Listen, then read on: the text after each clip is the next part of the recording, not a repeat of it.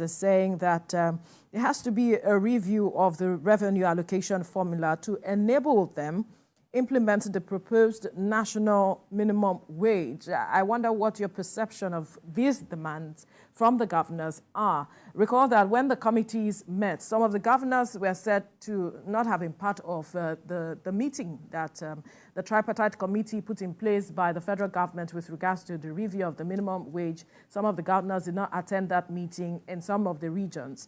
And this conversation, we need to ensure that it is robust as it is. But they're now asking for a review of the revenue formula. How does that change the dynamics of things for them? In my own opinion, governors need to demonstrate respect for Nigerians and show the seriousness with which they take this, very exalted office of governors of the states of the Federal Republic of Nigeria. Demanding for increment with a monthly allocation, which means the fact. Let us not forget that already they are collecting higher amount of money since the removal of fuel subsidy. Where is the accountability? Where is the transparency with regards to the monies they are collecting? And then now they are coming to ask for more when they have not been able to account for what they have been receiving even before the removal of oil subsidy. The subnationals of Nigeria is one of the most opaque, or level of governance, you can see anywhere in the world. So we are calling out the governors now for accountability to demonstrate why the revenue should be increased, recognizing that there's a lot of projects to be done at the federal level. I've said it somewhere before that governors have this gimmick or this tactic of always pointing at this, national, federal level, in their states. It's federal. And now when it is time for them to take responsibility, they are demanding for more allocation, which leaves, much to be desired.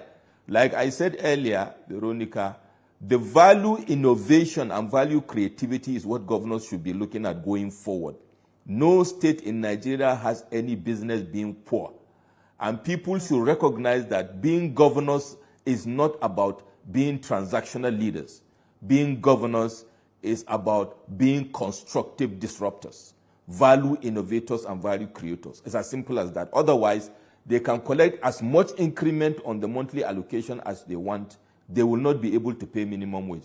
And if a governor cannot pay the minimum wage of 30,000 as of today, I don't believe that people have any business being in that office, with all due respect. Unfortunately, they still keep depending on the federal allocation from the federal government, because before we discovered the crude oil in commercial quantity, we used to, be very creative, especially going the agricultural way. We had a lot of monumental projects that were built by the cocoa, palm oil, groundnuts, etc. So, do you not feel that the governors, the incumbent governors we have, although some of them are already talking about going back to farm,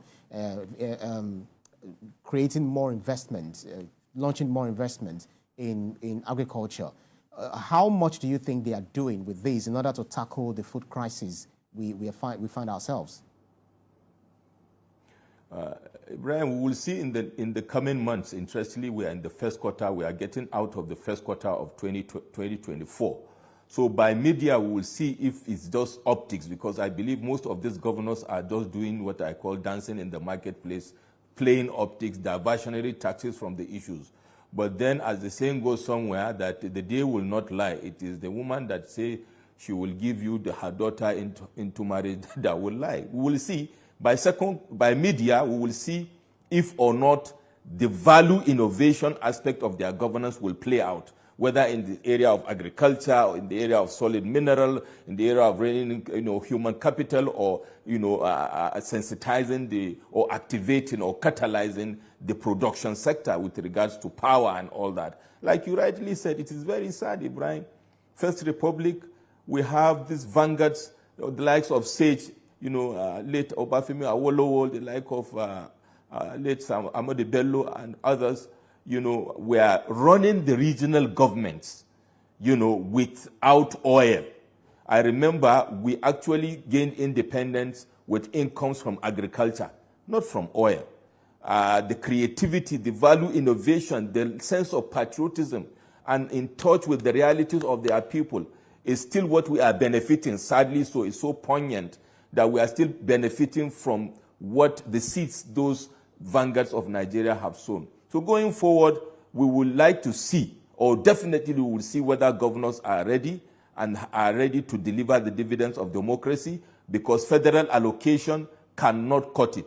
We can see the value of Naira eroding, and as much as you collect from the federal, it is how you are able to generate income from your state. And while we are at it, IGR2 cannot cut it, Your Excellencies. There must be value innovation to create wealth, to build human capacity, human capital capacity.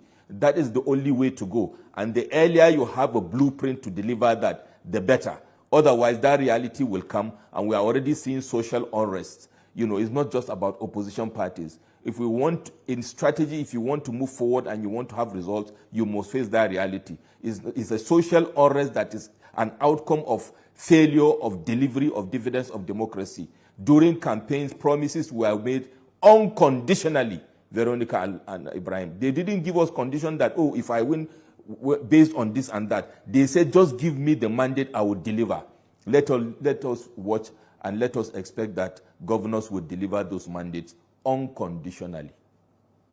Right.